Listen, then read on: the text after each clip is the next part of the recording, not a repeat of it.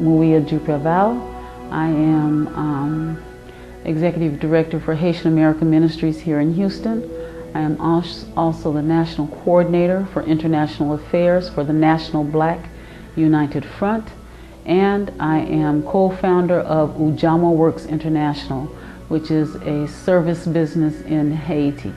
I was in Haiti when the earthquake occurred, working at a cyber cafe. I've been there since about 10 o'clock in the morning. The earthquake occurred sometime after 4. We had tremors. The people in the cyber cafe wanted me to, we were leaving, and then all of a sudden the tremors turned into a full-blown earthquake. Everything was shaking, the building was shaking like we were riding on the back of a horse. That's the only analogy I can give as to how it was shaking. It was shaking violently. When we ran out, I ran out with my laptop. I had my laptop.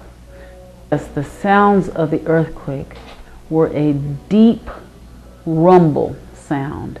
I'll never forget that. And even sometimes as we speak now, as I'm here in the States, sometimes I hear that kind of sound, but I know it's like a truck or something, but it's a deep, deep rumble, and it was coming from the bottom of the earth. You could feel it, and you could, it was not anything, you were shaking, you were right. It was almost like being on a boat because you were going back and forth and you couldn't get your balance. But it's a deep rumble, rumble, rumble kind of sound. And when you hear that sound, you don't know where to go. You know, in an earthquake, where do you run? And so everybody ran to the middle of the street because they felt like if the ground didn't open up, that's probably the safest place to be. And so that's where we all were, in the middle of the street, and even afterwards. Now, if you drive down Delma, one of the main streets in Port-au-Prince, you'll see people who are just camping out in the middle of the street because you don't feel safe anywhere else. And not that you really feel safe in the middle of the street, but it's safer than any other places that you could choose to sleep. And that's how we slept. That's how I slept since Tuesday, in the middle of the street or in big fields that were flat, that weren't up on the mountain. So Tuesday and Wednesday I slept. Tuesday I slept in the street. Wednesday and Thursday I slept in big fields with a lot of other people.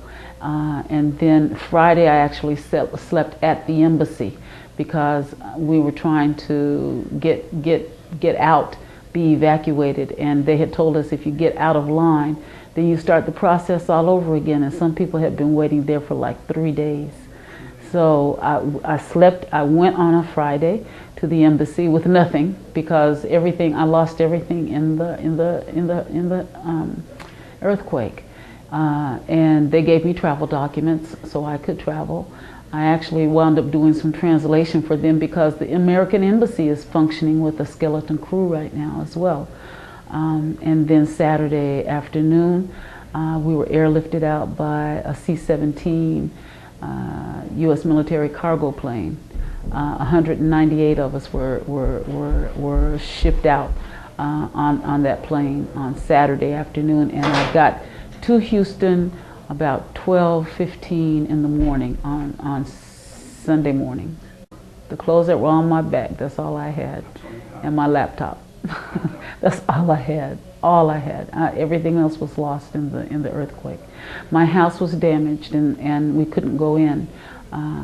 So I didn't even have a passport. They had to create travel documents for me at the embassy.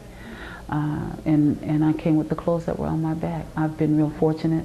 I have good people here in Houston who take care of me, so I've been able to get some clothes. I have somewhere to stay until it's time for me to go back again, right? But we're looking to go back in 30 to 45 days, and then after that, we're looking to do it on a regular basis, every 3 to 4 months, taking a group of people in, working, and then another 3 or 4 months taking the through, because when the cameras leave, the suffering is still going to continue. and this work still needs to go on. And while right now I don't say that they have enough people in Haiti, I would never say that, but I know that the real need is going to be after the cameras are gone.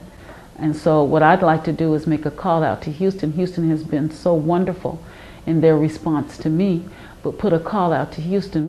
When you take items over, you have to pay to get them out.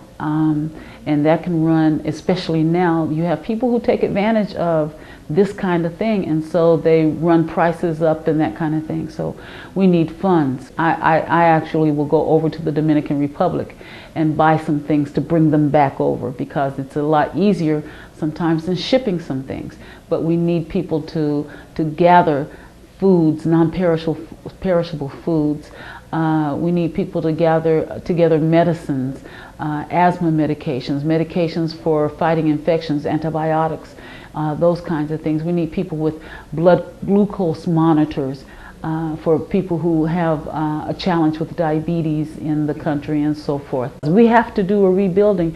You have something like 750,000 people who are homeless right now. I was one of those people who don't have anywhere to go, and the tent cities are getting dangerous because you had one of the things that happened was the prison in Haiti capsized, and so it was full of people who've been charged with crimes, obviously, and so about four of those people died. The rest of those people are loose. Some of those people deserve to be locked up, and so they are actually loose, and now they are, violating women, and it's just not a good situation right now. So we need people. That's why it's necessary when you go with your own security team as well. Whenever we go, we always have our own security, and we will have our own security this time. So it's not, I don't want to romanticize, I don't want people to romanticize what the situation is like. The situation is a life and death situation, literally. And if people are willing to help, then everything that you can think of they need, because some people are like me. A lot of people are like me. They didn't have anything. I'm fortunate. I can come back home and people can take care of me until I can get back on my feet.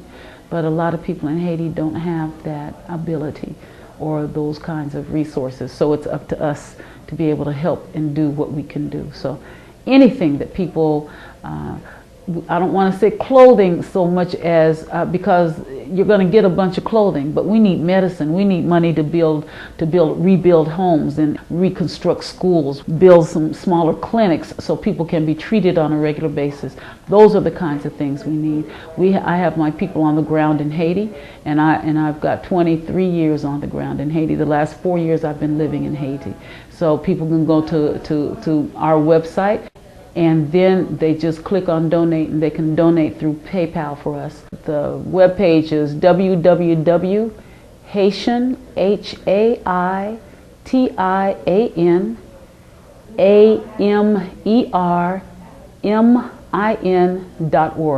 HaitianAmerMin.org.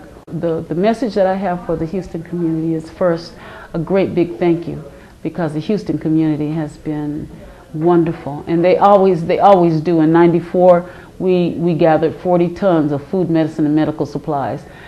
20 tons of that, half of that stuff I took to Haiti. The other half went to Rwanda. So we need them to come out in full force, and we need whatever supplies and resources you can provide. And before I finish, I'd like to say thank you, Houston. Thank you for your love and your support, and I'm looking forward to working with Houstonians as we go forward in this process. Mwen ta reme di moun yo isit, Haitien yo, mwen vle ou konen, mwen pa jem bliye Haiti, mla. Sa vle di tou, nap ritoune, en le mwen ritoune avek aid. Merci an pil, en konen nou pa jem lage nou.